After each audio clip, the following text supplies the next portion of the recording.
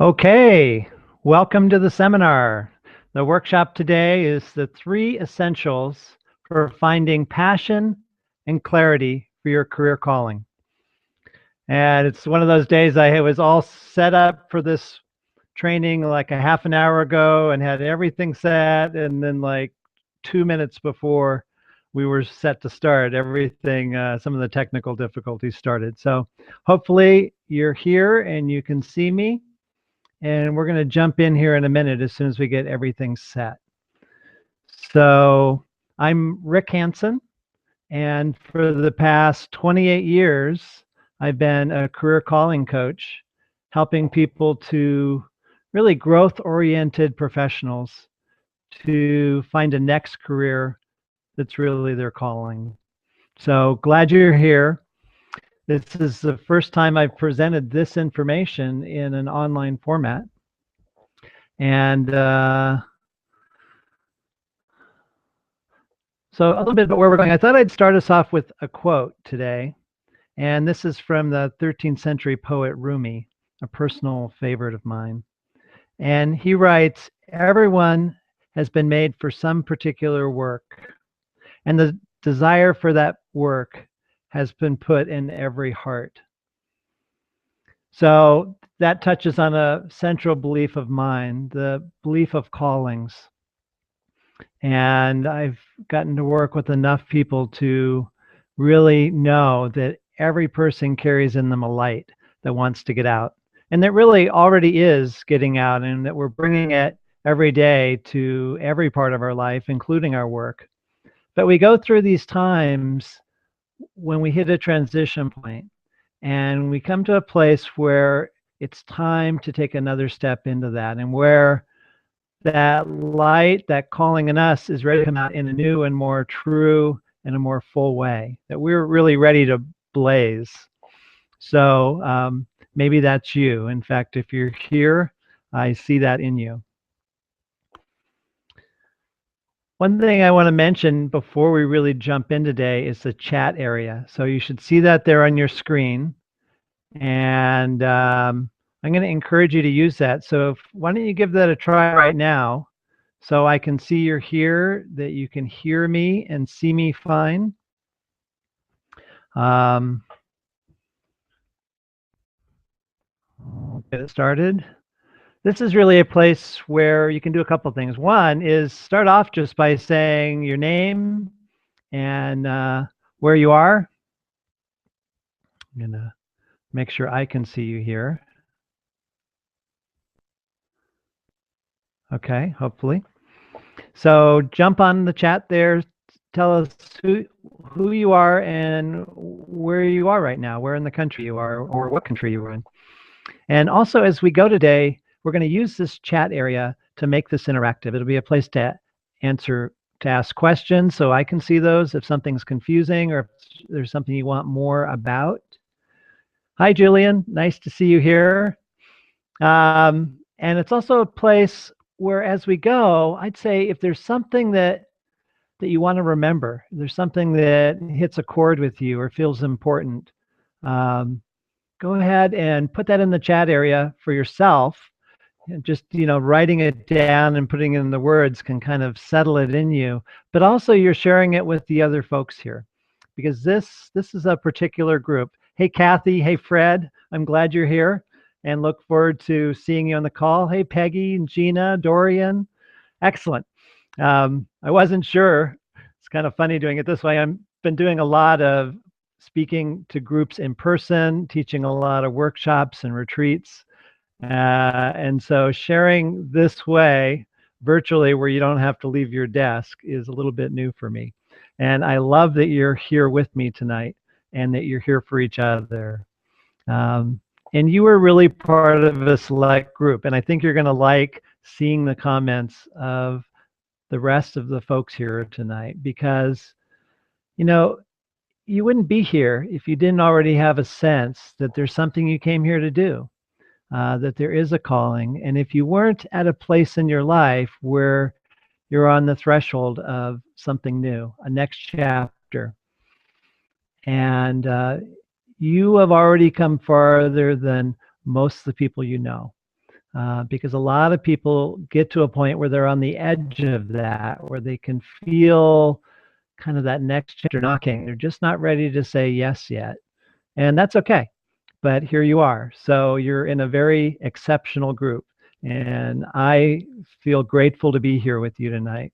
And we'll see where this all goes. So, where are we going to go tonight? When I was putting this together, what I'm sharing tonight is not what I normally share when I come to a group and do a talk. And if some of you here have heard me speak or maybe attended the 5 Keys to Reignite Purpose and Passion little free training that I have, you've heard me share about the New Fire map. And that's usually the first thing I'll share with someone because it can really be a source of hope. But when I thought about what to share tonight, I really came to the biggest question that people bring. Because in this process of, when you feel that calling in you and you know it's time for a change and to have work be something that's really a more true expression of who you are and that makes a difference that you care about, there's this gap. And in my experience, almost always we get the feeling of that. We have the readiness for that before the way is clear. And that puts us in a tough spot because we're so ready, but we're not sure where to go with it because there isn't clarity and passion yet. There's just this nudge that it's time. And we know that the old thing is too small. So that's why I'd say most people I work with, the biggest question they bring is like, well, how do I find my passion? And often if they've been restless for a while, the people in their life who are hearing restlessness from you perhaps, a lot of people are saying, well, like, what's your passion? And I have folks that just, are so frustrated by that. It's like if one more person asks me what my passion is, I'm going to throw something at them. So if you've experienced that, you're in the right place. So that's where we're going today. There's a delay on the video. Okay. Thank you for letting me know about that. Oh, Cicely says she can't hear or see anything. This chat is helpful. How about anyone else? Let me check here. Can anyone else see and hear? Often you need to look at your controls there on the Google Hangout, and you can often set the controls on your computer for this. So if you can see and hear me, go ahead and put that in the chat box so I'm assured that. Okay, great. Kathy's jumping in to help there. Perfect. Okay, thank you, Dorian. Okay, so I talk about this limbo time, the time when you feel the call of that next thing, but the way isn't clear. I talk about that as between dreams. And it, really that first step is like, well, what is it? What's the thing in me that has to be at the heart of whatever's next? So that's where we're going to go tonight. And we're really I'm going to share the 3 elements that I have found are the essential pieces that if you can put those 3 elements in place, this process of getting clear and getting passionate and having what I call new fire, that happens a lot quicker and it feels like a more natural process because this is a natural process, but there are conditions that need to be in place to nurture that. And unfortunately, our culture is set up in such a way that a lot of those things are not provided for us. It really takes an act of trust, and it takes a very active process to create the conditions for ourselves to move into that next thing.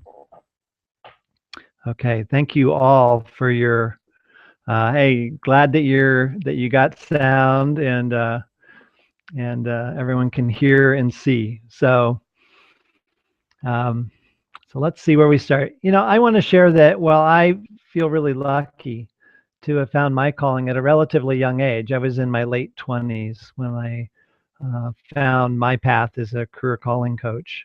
I had never heard of such a thing before that.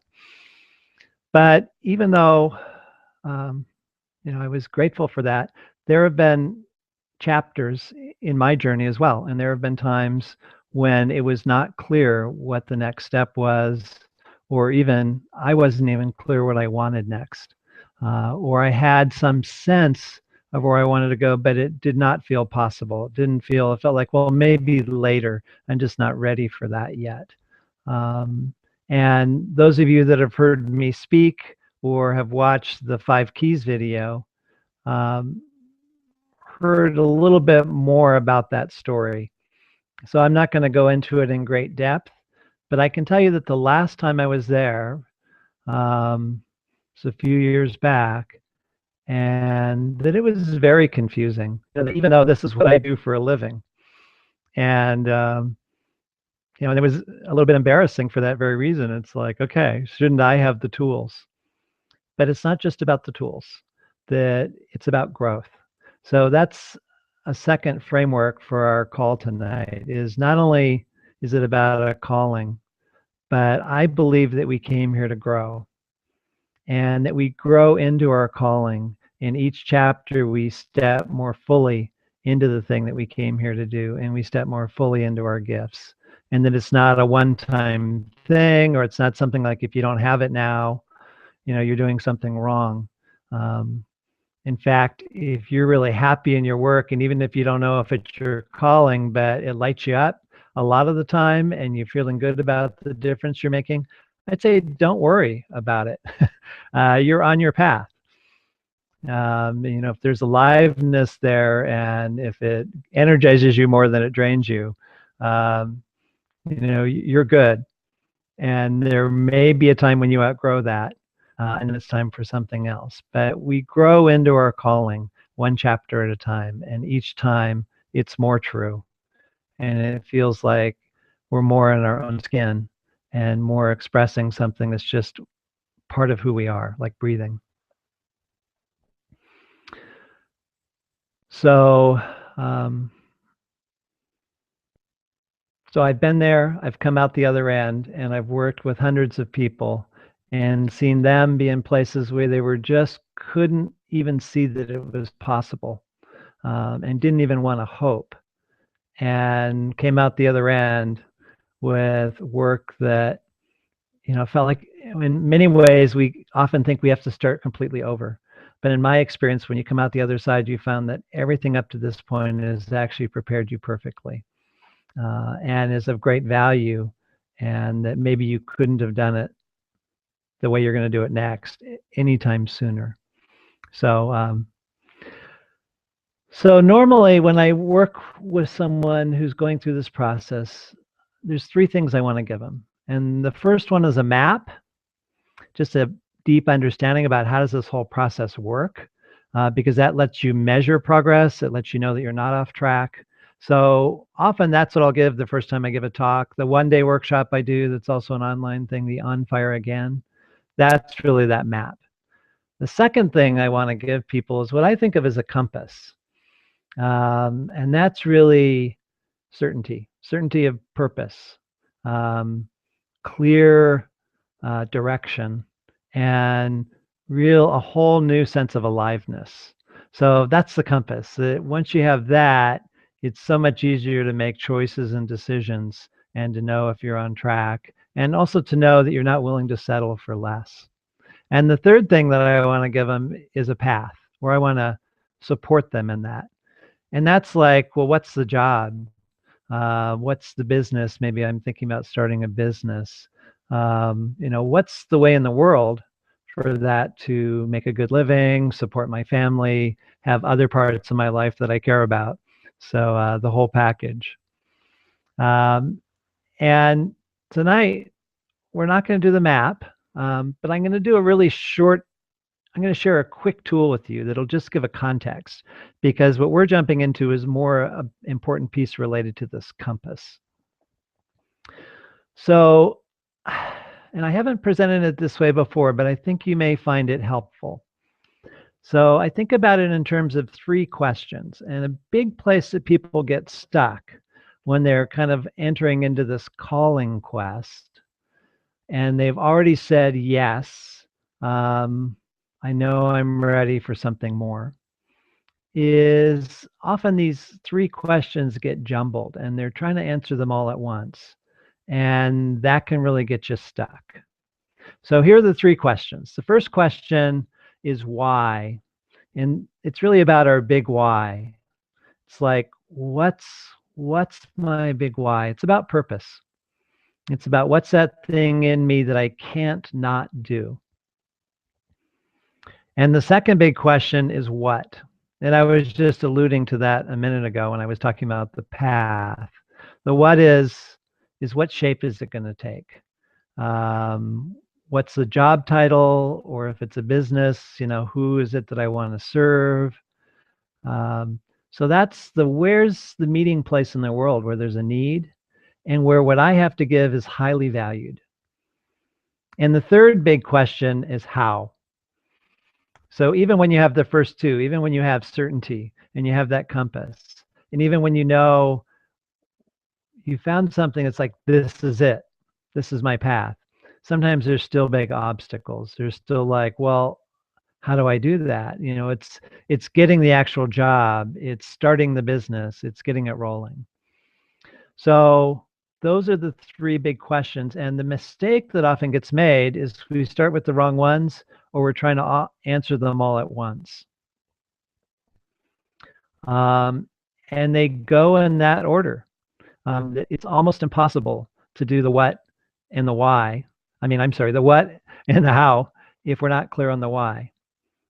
And it can be confusing because if we're just making a job change, often the why is not a question. We just jump right in with okay, where's the next place? What is the next thing?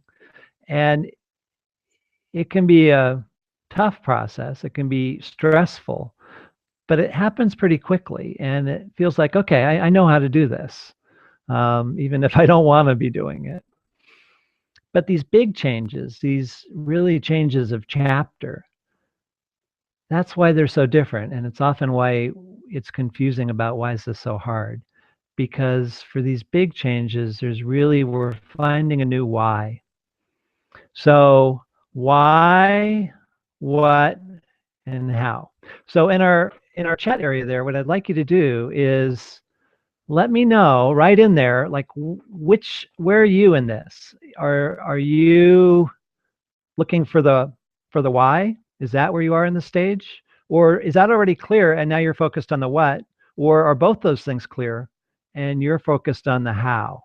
So put that in there in the chat,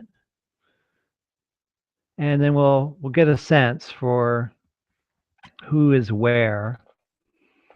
Today is going to be most helpful around this question of why. But if you're already past that, we'll take your questions too, and it'll all fit in here. And even though I separate them into three separate questions, and they do fall that way in my experience, just again and again, it's not black and white. So sometimes you have a clear why, and you start working on the what, and you fine tune the why because you're out in the world and you're getting some more feedback, and it tests it out. Okay, so we have a what. There's a little delay on the chat, so I'm just starting to see some of your answers. There's a what. Excellent. I see that, Jackie. Cool. So everyone just put in there what, why, or how. What's the big one that's in front of you now? Okay, we got a why. Thank you, Gina.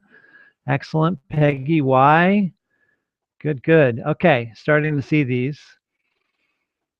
And once you've put in there what, why, or how, okay, good. Okay, I have more than one there. Sometimes they can dovetail. Once those are in there, put just a quick note in about like what's the big challenge for the one that you're facing, for the one that's kind of the next step for you. What's the biggest challenge? And I know it's, you can't go on and on, so you're going to have to kind of make it short. That may be tricky. Okay, got some more whys, what, and how. Letty, excellent. Good. Okay.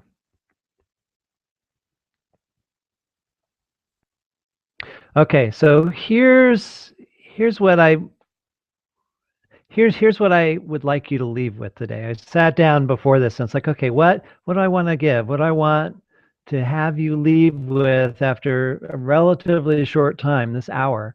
And there are three things. So one is just this understanding of these three elements, because I think as you hear them and once we dive into them, and um, that you'll see some like, oh, no wonder. Or, I have that, I don't have that. That would really make a big difference. So the big thing I'd like you to leave with today is a change in perspective, so that you can see the very situation you're currently in, but see it in a new light. And often that makes all the difference in the world without having an answer. If you have a new perspective, it's almost, especially if it's a perspective that's, almost looking down on things from a new way. Often you go, oh, well, there was an exit right behind me, or we see the way forward, and that's something I want. The third thing I'd like you to leave with today is a sense of momentum, um, and a bonus is that being here with a group of people, being in this chat box and seeing, okay, there's some other people asking these questions. And maybe struggling with some of the same things or in the same phase, or there's people that are further ahead than me. That's always hopeful. Um, so that'll be a bonus today, is to realize you don't have to do this alone and that you're in good company, and that a lot of people are asking these, and some really exceptional people are asking these questions. So I'm going to read some of these. Keeping it viable. Um, is it a good fit if I'm making a big change into a whole new field? Um, Using the time in order to get to the why. Um, and this financial question is a big one. I'm seeing that one come up here. It's like, how can it support me? Because you might have some ideas, and we'll talk about that. And this, Letty says this nice too. It's like, I want it to be fulfilling, but I want it to be financially viable, successful, profitable. How about abundant? So we want those things to go together, and that's really, really critical. Translating skills and experience. So are basically where we've gained a lot of skills and knowledge. How do we translate that into a whole new area, in something that's that would feel like, oh, I would continue to do that even if I won the lottery, which is an ideal that I put out there, and I think you guys here would probably sign up for that. So, okay, thank you, those who were perfect. And as we go today, I want to encourage you to, if some of those questions remain, and I'm not going to say we're going to answer those questions today, but I hope you get a new perspective on them that gives you a starting point for them. So, and I'm going to shift us over to screen share, because visual can be helpful. And so let's jump into these three elements. So hold on here. I'm learning how to do this too.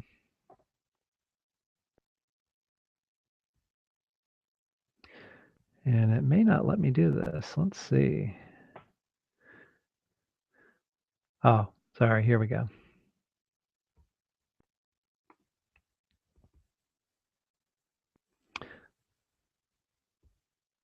Okay. Hopefully you can see that. That was where we were going to start today, and then I started having some tech issues. So I'm going to move us forward. Hold on. Okay, so when I talk about new fire, this in particular relates to the why. Having that thing in us that feels like, it really is the thing we can't not do. And often I find that it has three parts to it. So one is about our gifts. And, most of us see, okay, well, I kind of know what that is. But really, and having worked with executives and people with a lot of success and experience, I find that often we only know these things very generally. And that when we're going through a big change, we claim and really get our genius in a whole new way and come to appreciate it in a different way. So we'll talk more about that. Purpose is a big one. Almost everyone I work with, and I work with just a really wonderful group of people. But this part, I want to make a difference. I want to have it be a difference that isn't something necessarily that other people think are important, but to me, at the end of the day, feels like that was worth it. That's something that, juices me back because I saw that it made a difference that I care about. And then the passion piece. So I know I use this in our title about passion. People have different definitions of what passion is, and some people talk about their hobbies as a passion or something like that. When I talk about passion, what I'm talking about is aliveness. Did an interview earlier this year with one of my favorite authors, a guy named Mark Nepo, and he said that when we stay close to our aliveness, is when we find our calling. So really feeling alive and having that energy available to build the next thing. So that's often what I think of as passion. So when we find new fire, we have really certainty of purpose, and we have this clarity and this ownership of our gifts, and we have the energy again, more than ever. So the three elements, what leads to that? Because when we don't have that new fire, we're adrift, and we're really at limbo, and often we're overwhelmed by all the options out there, or we're paralyzed by doubt and by fear. And we feel like I know it's here, but I can't. It's like waiting for me, but I don't know how to move forward on it. Um, and just over the years, and I've gotten to this a long time, and I can tell you there's things I've learned in the last 5 years that I didn't know in the first 23. But what I've found is that if you can bring these three key elements together, that you can reliably and much more quickly move into this new fire and have that why that makes everything else work. So what they are, well, I'm going to tease you there for a minute, and I'm just going to move us into using this analogy about fire, because you probably saw this in third grade chemistry or something like that, or science. And that for fire to exist, you need three things. One is you need fuel. Two is you need heat. And then the third critical thing is oxygen. And these, in some funny way, actually fit really well with finding a new big why and finding our new fire.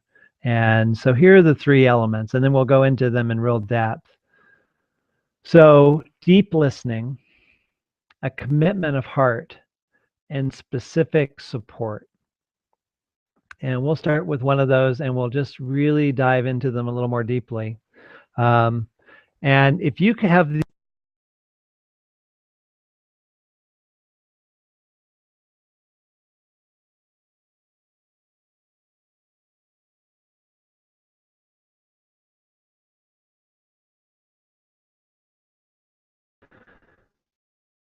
Okay. I had a little goof on my computer here. I'm hoping you can still see me. Ah, okay. Hold on.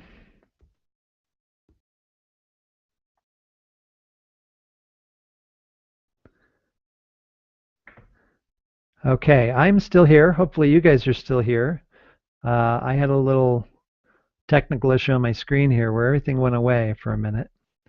So, and I can't see the chat bar temporarily, so hopefully that'll all come back in a minute.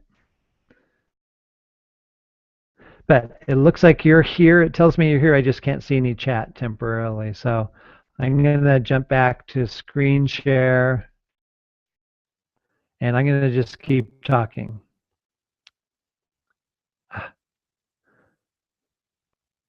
Okay. So let's go further on this.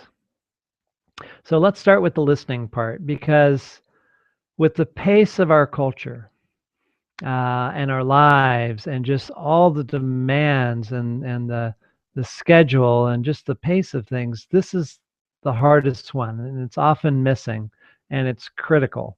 So this deep listening is really the work of the calling quest. It's really, if you think about this as a discovery process, it's all about listening. It's about gathering the clues. I think call it spark gathering.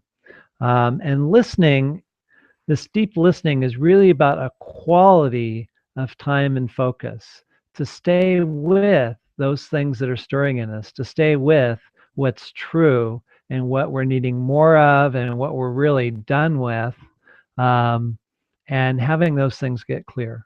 And it takes time. And often we're thinking about it for, on the way to work or in the shower or, for minutes at a time. And that's not enough when it's a big change. So one piece that needs to be in place is we need this deep listening. So let's talk a little bit more about that. Um, so often what's needed for this listening is some kind of a structure, particularly, in some cultures and sometimes in history. This was built in. When you went through a time, it's like, oh, you're going through the between time, or oh, it's time for the vision quest for what's next. It was actually built into the culture that they had guides and they had a process in place that it's like everyone knew about. And you could actually stop the rest of life for a bit and just go out and get clear about the next thing. And we don't usually have that in our lives. In fact, it's almost like things are working against this. So some kind of a structure for focused. Um, when I do a class, one of the ways that I provide that is exercises that I'm giving to people that really give them a doorway into that. You certainly have seen plenty of the books out there that are filled with exercises, and some of them are very good. That can be a structure, but you need a way to actually to put in place the quality of time and focus to begin asking some of the right questions and listening inside for some of the right answers.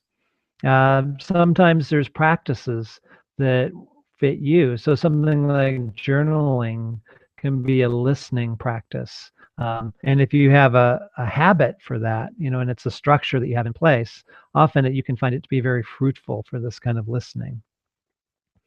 Um, One thing that's often needed is what I think of as a container that allows a greater depth of time and focus, and really the kind of quality of time that's needed. Because particularly uninterrupted time when you can stay longer with something and go deeper with, follow a thread further that you're already on, or it's been kind of coming to your attention, and you get to stay with it longer and see where it leads. So one way of creating a container is retreat. That's one of my favorite ways. The program I do I do a program called New Fire Discovery that's really about this particular goal of new fire. And one of the ways I do it is retreat based, because we do a couple 3-day retreats over the course of a 3-month process. And I can tell you that a lot happens in 3 days when it's a small group and you set everything else aside and you can just stay with it. Some people do personal retreats where it's the only way to make a time. Sabbatical is, sometimes it's not practical. But I have helped people design sabbaticals where they carve a temporary chunk of time where they don't leave the job, but they negotiate a little chunk of time off just to listen. And they design it in such a way that it's really ideal for the kind of listening they want to do, where it creates this quality of time and focus. Nature is one that I found. And often when I do a retreat, I do it in a natural setting, because nature often resets our natural rhythm. It brings us back. It slows things down into it creates kind of a time out of time, and sometimes even brief periods where we're immersed in nature. We get some ahas, we get some clarity that didn't feel like it was available to us before then. A friend of mine, Carol, who I worked with earlier in my career, she she grew up and spent most of her life in New York City, and she went I think it was a 2 week outward bound quest into the desert. And she told me that when she came back, she would look around, downtown Manhattan, and she'd be seeing canyons, and she'd, that's in that time away and in that time in nature, something changed in her, and it was impossible to stay in the old setting and in the old life because something had already shifted, and it made the process of finding the next thing easier because the shift had already happened. So nature can be a big one, and I acknowledge that finding this quality of listening can be a challenge, and we can talk about some questions about that in a moment. I'm going to shift this over to this commitment of heart. So I have it down here as heart in a simplified format. And this is really critical because most people I've worked with, they've done some of the books. They've done What Color's Your Parachute or some of the other books. They've taken some assessments, Strength Finder maybe, and some of those are very good. I'm certified in a number of assessments myself. But when it's a change of chapter, when really this is, it's not like it's not like what are my transferable skills. It goes deeper than that. And assessment is not enough because assessment is mostly giving us data, and a lot of it can be helpful and it can be a good starting point. So there's nothing wrong with assessments or even some of the exercises in books, but often they're just feeding our head, and it's like, okay, I got that. That seems true, but like, what do I do with that? So when it's a big change, what's needed is a change of heart. I say sometimes is that renewal is first a renewal of heart. And when people are doing a calling quest and they're doing some of this deep listening and really getting clear, that very often often a lot of the pieces they come up with are not things that are completely new. There are sometimes what's our biggest strengths are just so close to us that we're the last ones to see them. They're like breathing to us. And we just assume that like everyone does that, right? But really, it's not. So sometimes there's some things that just hit us and it's like, wow, I didn't even realize that, and that's huge. But other times, some of the big pieces are things we've known.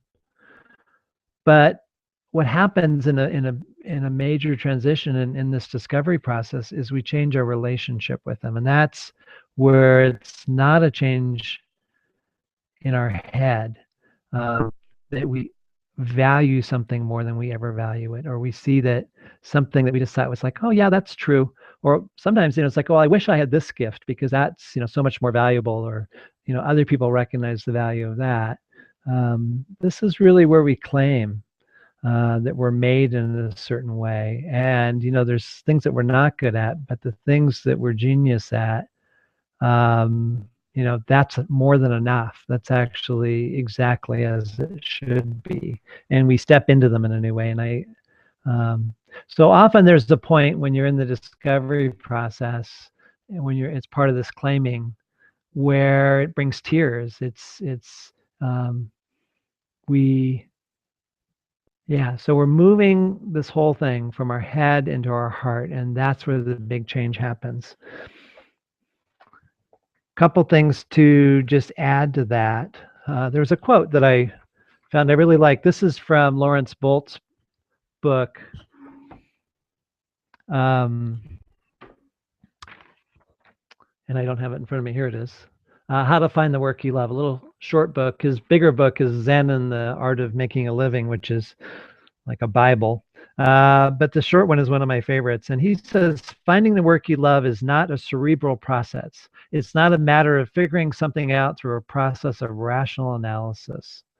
It's a process of opening yourself and beginning to pay attention to what you respond to with energy and enthusiasm. And then he goes on from there. But that is so true.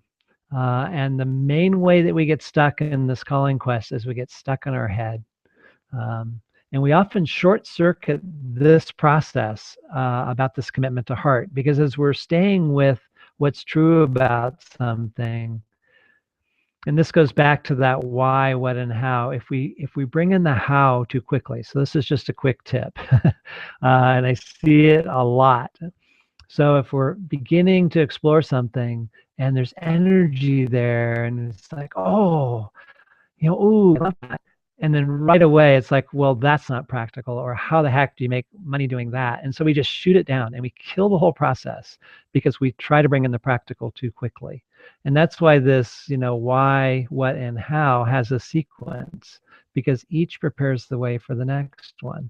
And while we're really listening for the why and claiming that in a different way, if we bring the practical in too quickly, we short circuit the process in a way that's not helpful.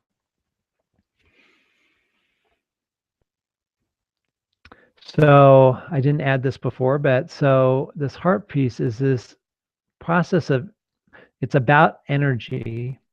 It's not about an answer, and it's about commitment. And that's the big change here. And that's why I call it a commitment of heart. Is there's this point we get to when we stay with what's true, and when we stay with the energy of what we care about. So love is a big piece of this, and we just don't use that word. But when we really get down to what's important and the thing that lights us up, really that is about love. And when we stay with that longer, um, it's hard and it's scary actually, because in some ways there's some part of us is wanting us to commit to what's true about us and about what we care about, and actually say it has to be this. And in a way, it requires us to do that before we're sure that that's safe, before we know exactly how we could get paid well to do that. And so there is a leap in this commitment piece. Um, and that's part of the process. So in some ways, out of these three elements, these first two, the deep listening and the commitment of heart, it's almost like it begins with the listening and the process ends with this commitment of heart. That's the new fire. So I'm going to pause for a minute, and I'm going to try to figure out how to do this on my computer. And you may not have been looking at the screen share for that. So I was looking at that and advancing the screen. And I'm realizing, oh, you're probably looking at me looking down talking. So here we go. But I'm going to see if I can bring the chat back up on my screen here. The screen quit earlier and didn't allow me to see that. So let's see if I can get that back. And you'll excuse my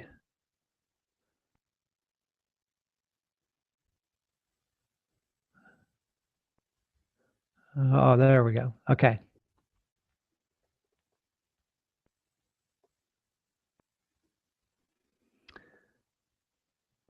All right. It is not showing me the normal chat that we started off with. So unfortunately, I apologize. So I don't know if there's going to be a way for me to see your questions. Darn. Okay. Well, I can't do much with that. There is a little Q&A thing here. Let's see if that will help. So what I wanted to see is if there was a way to see your answers. All right. Well, I'm going to move forward here because I don't want to use your time. But I'm disappointed because I was loving seeing your comments and seeing you here, and we're just hitting a little technical stuff.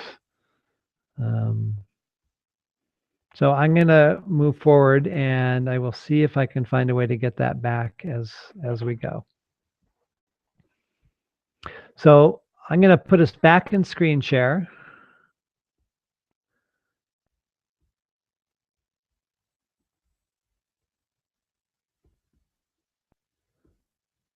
All right, scurrying around here. And I'm going to go back just for a minute here. So, heart about energy and commitment. And this path is really, this deep listening is really something that leads to a commitment of heart. And a big piece of doing that is often even the kinds of activities we're doing, because it's why self-assessment is not enough. That often it's only addressing the head, but there are some of the techniques for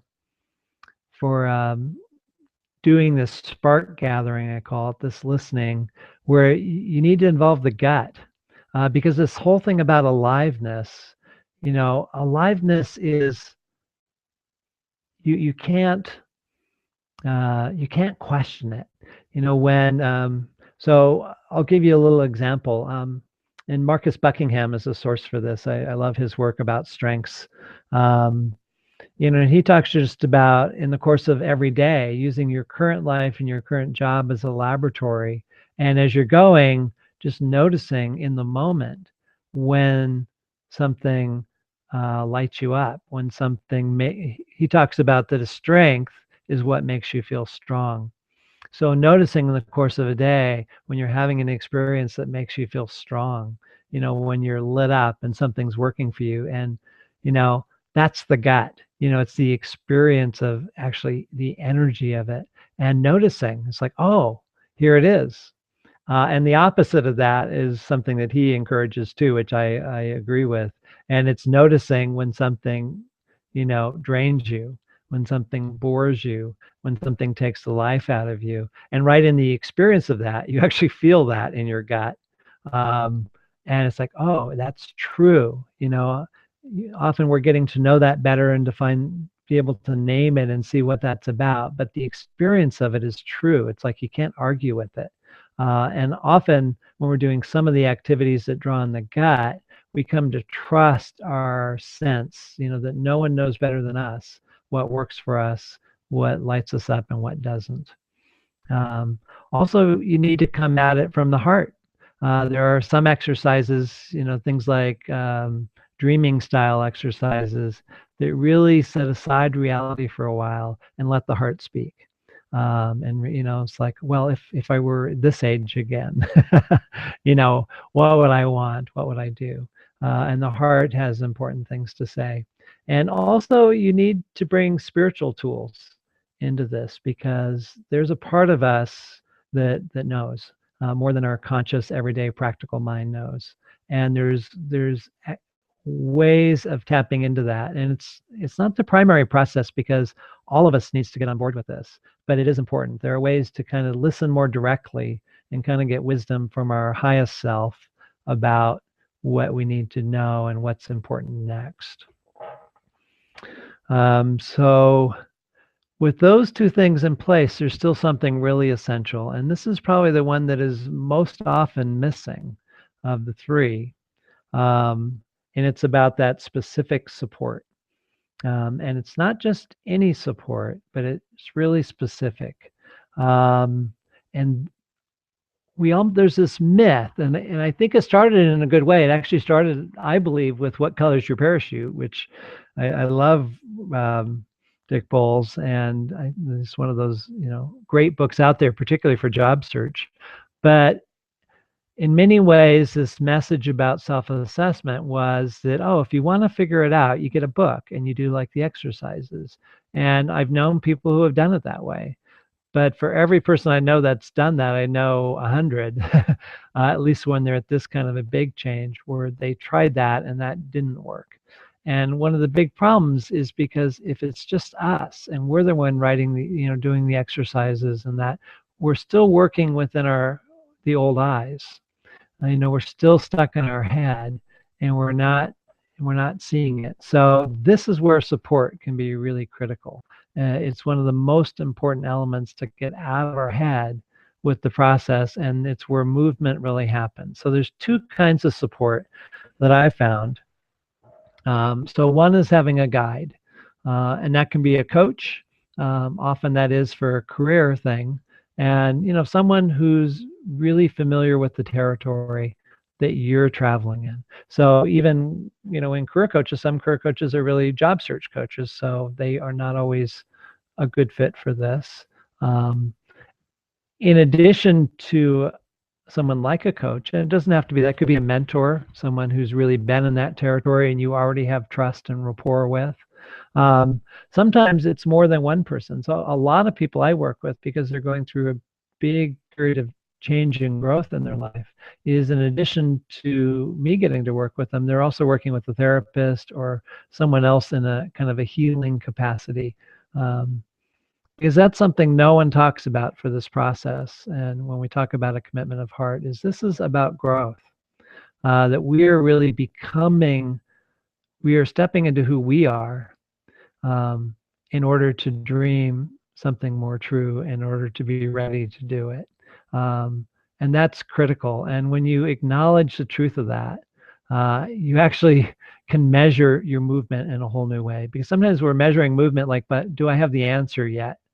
And it feels like, no, so I haven't made any progress. But when we look at the ways we've grown, and most people I work with, they really are in a period of intensive growth where they're saying no to things they've never said no to before, and stepping into parts of themselves in ways that feel completely new and vitalizing.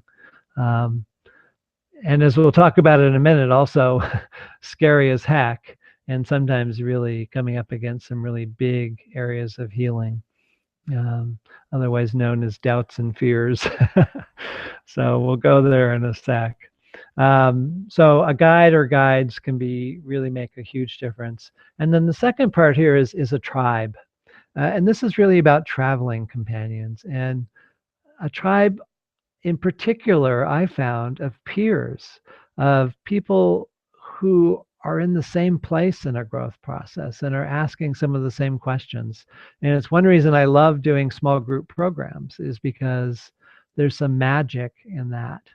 Um, and particularly for some of this discovery process, I know maybe even more than anything else around gifts, we can do some exercises ourselves, and I have people do that, and they get a lot out of them. But then when they come together in a small group and there's a sharing that's happening about that, they'll say, wow, I thought I got so much out of this, but I see that it was like 70% of it that I didn't get, because in getting to share something that's true in a group and then hearing back, and particularly this reflection back, having a small circle of people talk about what they heard and saw and where you lit up and what they're amazed by, it changes everything. So that is huge. And when you have that, um, it can make all the difference. I'm looking at the clock here and seeing that we're farther along than I thought. So I'm going to continue to move us forward. So speaking about growth, in this process of listening, this is one area where support can come in helpful, because as we touch on the energy of the thing that we're moving towards, a very natural thing and an important thing is, the more we touch on that, the more we like, aha, this, more of this. The very instant we do that, it brings up the doubts and fears, because the territory we're traveling in the way that we're getting ready for the next thing is often where we're headed next is outside some old doubts and fears and old messages. But the thing is we can't just railroad that. You can't just like ignore it, do it anyhow, or just do it. Action is helpful, but we're actually finding a new relationship with some old fears. And so there are some activities and tools for this that are critical, that once you make some agreements with some parts of you that actually don't want you to know what that next thing is, because they're afraid of what you might lose if you followed that more true thing. They're like these internal protectors that are trying to keep us from making a mistake or being disappointed or losing it all. And they're important, but they can't be driving the bus. So there's a process where we're finding a new relationship with these. And what happens as we do that is it frees up energy. And sometimes in a very short period of time, when we actually pay attention to and hear out and make some new agreements with these old doubts and fears, I've seen people in just sometimes days suddenly have more energy and be more ready for the next steps um, than ever before. So it's important, and you may already be doing some things that have made a difference in this area. So that frees up passion. And here's our map. I see we just have a few minutes to go. After we're done today, so later tonight or early tomorrow, I'll send you a link for two things. And one is I have just a handout of these three elements. And even though I can't see your feedback, I'm hoping that this is being helpful for you. And so I have a little handout that I can send you. You can download just a link that I'll send out, and also send out something where I can hear and maybe questions you have that I'm not able to see since the chat bar is not here. I'm going to move back and get out of screen share here for a minute. Okay, so hopefully there we go. Hopefully you can see me as we come into our last couple of minutes here. And that went so quickly. So I hope that you will drop me a note if there's some questions that I wasn't able to see. As long as you're here, get into the chat bar. Take just a minute here and put a couple things down that you want to remember. It might just be a small word or something that's like, oh yeah, that's important. I'm further along than I thought, or I've done that piece, but this piece is next. Or no wonder I'm having, no wonder because I really want and need more of this element.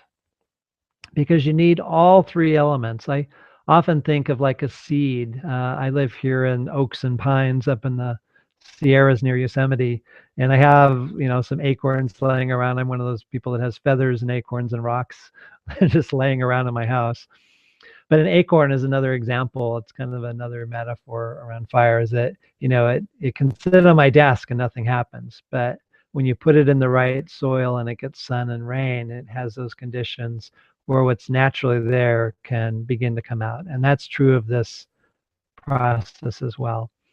So the other thing I'm going to send you in a link that you'll get after this training is I would like to support you. And I've set aside some time in January, and I'm doing something I'm calling next step sessions. And it's a free call. So it's 40 minutes, often sometimes ends up going into an hour just because we're in it.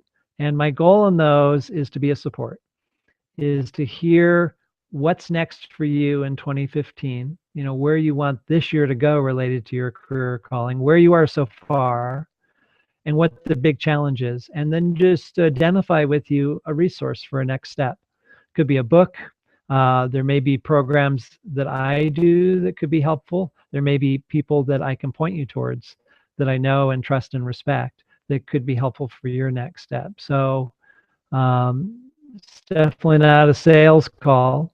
I'd be happy to, to be one of your resources. But really, my heartfelt wish during the call with you is to really hear where you are and identify next steps. So I'll send you the link for that. It takes you right to my schedule. I'm only doing it for the month of January, and I've tried to open up some areas, but because it's my schedule, it's a bit limited. I would so look forward to getting to hear more specifically about what your challenges are, what your goals are, and to just in that 40 minutes, have that be something that adds momentum for you. We are wrapping up. We're going to go maybe a minute over as I close here, and just see if there's anything I forgot. So thank you for joining the training. I'm wishing you the very best as this year gains momentum. And do not hesitate to drop me a note. Definitely take advantage of me. Normally, I really just make this offer to do like a call like this where it's always available for like $165 or something like that. But as this year's starting, I just thought I want to offer this, and I will actually send something out to my whole mailing list but I'm going to wait to do that later in the week. So if you were here on the call, um, get on there, take up some of my time. That's what I care about, and it's what my calling is. So I would love to be a resource. I wish you the very best either way, and don't hesitate to drop me an email as well if there's a question or something that you missed tonight. Um, so I wish you the best in passion and clarity in finding and fulfilling your career calling in 2015. Thank you for joining us. And I'm sorry I wasn't able to be in the chat with you there at the end. Talk soon.